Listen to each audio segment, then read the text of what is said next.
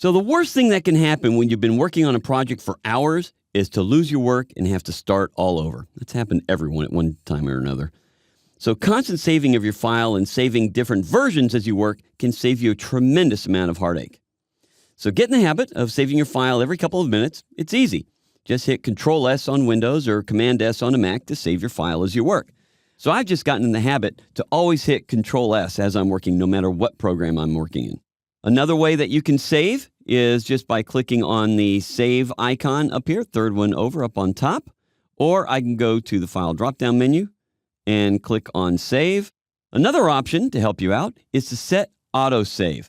And autosave could definitely save you a lot of hassle. I have mine turned off, but let's go ahead and take a look at it. So I'll go to Edit, down to Preferences, and I'll go over to the Advanced tab on the far right.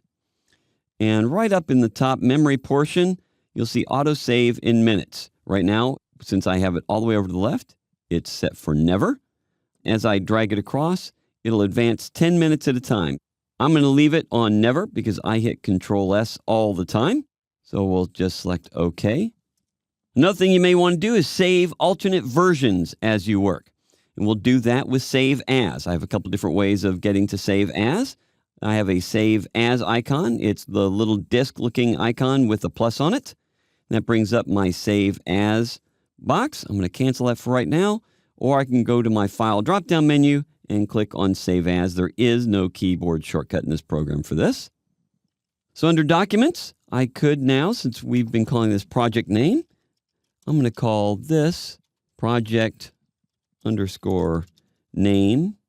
version 2, and I'm going to click Save. Notice the new project name shows up on top, so you always know what you're working in. That way, in case you have a problem as you're working, you always have an older version you can go back to and you don't lose everything. And you can also save a backup version. Now, here's the difference between Save As and Backup. Save As saves your project into a new file name, and you're now working under the new file name. Whereas a backup saves like a ghost version of the project that I'm working in, but I'm not going to be working in the backup. I'm still working in the original project name. So to save a backup version of my project, I'm going to go to my File drop-down menu, click on Backup Storyboard.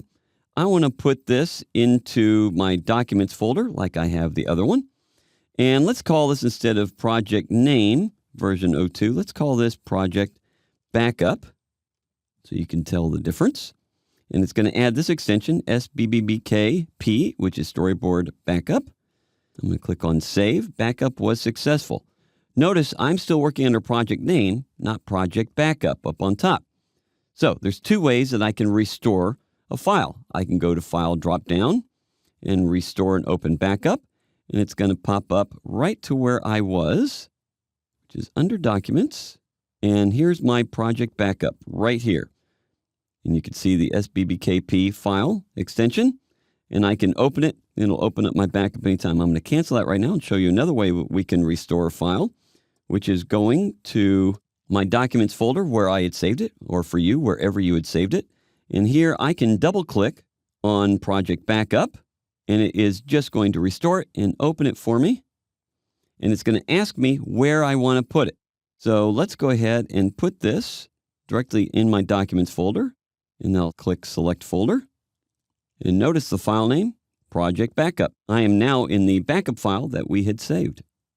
So the few seconds it could take to save an alternate or a backed up version of your project can save you not only hours of lost time, but could potentially save your entire project.